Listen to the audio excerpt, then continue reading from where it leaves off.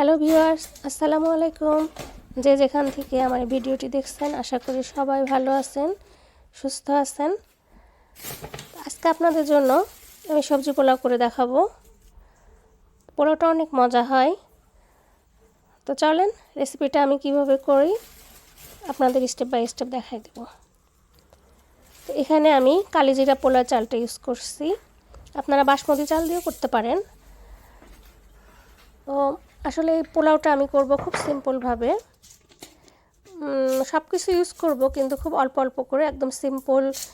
যা অনেক সময় হয় না যে আপনারা বেশি ঘি বা একটু ক্রিমি হলে তখন আসলে বেশি খাওয়া যায় না, আর সবজি পোলাওটা আসলে ওরকম হলে তখন ভালো লাগে না। একটু সিম্পল হলেই সবজি পোলাওটা আমার কাছে কেন জানি বেশি ভালো লাগে। আশা করি আপনাদেরও ভালো লাগবে আমার এই রেসিপিটা। তো চলেন, প্রথমে তেল দিয়ে দিলাম, আর এখানে আমি গরম মশলার মধ্যে তেজপাতা, দারচিনি, লবঙ্গ, এলাচ, গোলমরিচ এগুলো ইউজ করছি, আর এখানে আদা বাটা আর পেঁয়াজ বাটা দিয়ে দিলাম। অন্য কোনো মশলা আমি পোলাওতে ইউজ করি না। তো এগুলো দিয়ে আর তেল দিয়ে আমি একটু কষায় নিচ্ছি। তো কষাতে হবে একটু ভালো করে যেন তেলটা উঠে আসে। আর আমি প্রায় 20 মিনিট হলো চালটা ভিজায় রাখছি। তো চালটা যদি আপনারা আগে ভিজায় রাখেন তখন পানির দিকটা অবশ্যই খেয়াল করবেন, তখন পানির পরিমাণটা একটু কম হবে। আর আমি চালটা এখানে ভাজবো না, না ভেজেই পোলাওটা আজকে করব। তো এখন পানি দিয়ে দিলাম। মশলাটা কষানো হয়ে আসলে এটা ফুটানো গরম পানি দিতে হবে, ঠান্ডা পানি ইউজ করা যাবে না এখানে। তো পানি এখানে আমার চাল আসছে 1.5 কেজি মতো, মানে 6 কাপ। আর হিসাব মতে আপনারা অনেক সবসময় হয় যে চাল, যে পরিমাণ চাল থাকবে এটা ডাবল পানি, কিন্তু অনেক সময় আসলে এটা ওইভাবে কাজ করে না। যেহেতু চালটা আমি ভিজায় রাখছি, পানিটা এখানে একটু কমই লাগবে। আর পোলা চালটাতে, কালিজিরা চালটাতে পানি একটু কমই লাগে অন্যান্য চালের থেকে।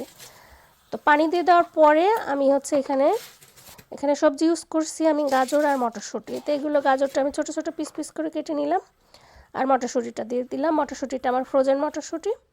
তো পানির মধ্যে দিয়ে পানিটা যেই একটু ফুটে উঠছে তখন আমি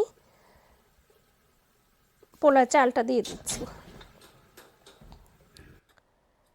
তো পানিটা আসলে আমি খুব একটা মেপে দিই না, আমি আমার মতো দিয়েছি। তবে এখানে আমি মোটামুটি একটু করছিলাম যে আচ্ছা আমার এখানে 6 কাপ চালে আমি 10 কাপ পানি ইউজ করছি। তো আপনারা চেষ্টা করবেন যে কাপটা দিয়ে চালটা মেপে নেবেন, সেই কাপটা দিয়েই পানিটা ইউজ করবেন, তাহলে আপনাদের মেজারমেন্টটা ঠিক থাকবে। না হলে যদি চাল 1 কাপ দিয়ে পানি আর 1 কাপ দিয়ে করেন তাহলে তখন একটু হয়ে যাবে। আর এখানে আমি একটুখানি গুঁড়া দুধ ইউজ করছি, এটা আপনারা নাও দিতে পারেন, একটু ক্রিমি হয়, দিলে খারাপ লাগে না, খেতে ভালোই লাগে আমার কাছে। তো আমি দিয়ে দিলাম। আর পরিমাণ মতো লবণও দিয়ে দিতে হবে এখানে, সব স্বাদ অনুযায়ী লবণটা দিলাম না। তো এই তো ঢাকনা দিয়ে ঢেকে কিছুক্ষণ ফোটানোর পরে এই যে চালটা ফুটে উঠছে, এখন আমি একটু নেড়ে দিব। তো প্রথমে জালটা একটু জোরে ছিল, এখন আমি জালটা কমাই দেবো। আর অনেক সময় যদি আপনাদের এমন হয় যে পানি একটু বেশি আসছে, দেওয়া হয়ে গেছে, বেশি পড়ে গেছে, তখন জালটা একটু বেশি জোরে দিয়ে দিবেন, আর ঢাকনাটা ঢাকবেন না ওই সময়, তাহলে পানিটা দ্রুত কমে যাবে। দেখবেন যে পানিটা অনেকটা আপনার ব্যালেন্স হয়ে গেছে। তো আমি এখানে ঘি দিয়ে দিলাম, ঘিটা জমে আসছে। তো 2 টেবিল স্পুনের একটু বেশি, কিন্তু এটা লিকুইড হলে 4 টেবিল স্পুন মতো হইতো। তো ধরে নেওয়া যায় 4 টেবিল স্পুন ঘি আমি দিলাম। এখানে 1.5 কেজি চাল আছে আর সবজি আছে। তো দিয়ে একটু নেড়ে চেড়ে দিয়ে আমি কিছুটা কাঁচামরিচ দিয়ে দিলাম। তো 7-8টা কাঁচামরিচ আমি ইউজ করছি এখানে। তো কয়েকটা আস্তে ফেলে দিলাম, আর কয়েকটা মাথাটা একটুখানি ফেড়ে দিয়ে দিচ্ছি, যাতে একটু কাঁচামরিচের ফ্লেভারটা আসে। আর গোলমরিচটা দিলে আমি পছন্দ করি, অনেকে আছেন দেখি পোলাওতে দেয় না, কিন্তু ফ্লেভারটা ভালো লাগবে, দিয়ে দেখবেন আপনারা। দেখতে কত সুন্দর লাগছে দেখেন, কালারফুল হয়েছে, বেশ ভালো লাগে আমার এই পোলাওটা খেতে অনেকটা। এটা বেশ খাওয়া যায়, মুখটা মানে হয়ে আসে না। বেশি তেল মশলা ঘি বেশি হলে, একটু শাহি ভাবে বেশি হলে আসে না, এটা সবসময় খাওয়া যায় না। তো যারা পোলাও খেতে পছন্দ করেন, মাঝে মাঝে পোলাও খেতে চান আমার মতো, আমি করে খাই, হঠাৎ করে ইচ্ছা হলে করে ফেলি। তো তখন এরকম সিম্পলভাবে করে ফেলি, ভাজার ঝামেলা নাই, একদম ভাজা লাগবে না, অনেক ঝরঝরা খুব সুন্দর পোলাও হয়। যে দেখেন কি সুন্দর ঝরঝরা পোলাও হয়েছে। একদম অল্প সময়ের মধ্যেও হয়ে গেল। এখানে তেলটা আমি একটু কম রাখছি যেন খুব বেশি আসলে হয়ে যায় না, অয়েলি হয়ে না যায় এই জন্য। আর পেঁয়াজ বেরেস্তাটা আমি 2বার ইউজ করব। এখন যে পেঁয়াজ বেরেস্তা দিচ্ছে এটা দিয়ে আমি ভালো করে নেড়ে দিব।